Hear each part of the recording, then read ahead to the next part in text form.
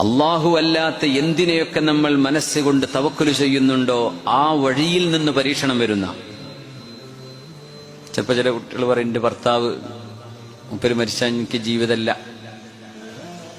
മുപ്പരില്ലാണ്ട് എനിക്ക് ജീവിക്കാൻ കഴിയൂല. ഫുള്ള് തവക്കുല് ഭർത്താവിന്റെ മേത്തുക. ആ ഭർത്താവിന് എന്തെങ്കിലും സംഭവിക്കും, അതാണ്ടാവുക.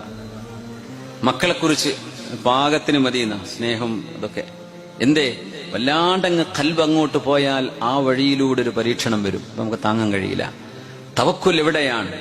ഇത് മുഅ്മിനീങ്ങളോട് ഖുർആൻ പറയാം, മുഅ്മിനീങ്ങൾ ഇങ്ങനെയൊക്കെയാ ജീവിക്കുക, അല്ലാഹുവിനെ ഏൽപ്പിക്കണം. നമ്മുടെ ജോലി, നമ്മുടെ മുതലാളിനെ തവക്കുലാക്കണമല്ലൊക്കെ ഉണ്ട്. പഠിച്ചോനെ എന്റെ എന്റെ മുതലാളി ഇല്ലെങ്കിൽ ഞാൻ ഉണ്ടോ, എന്റെ കുടുംബം ഉണ്ടോ?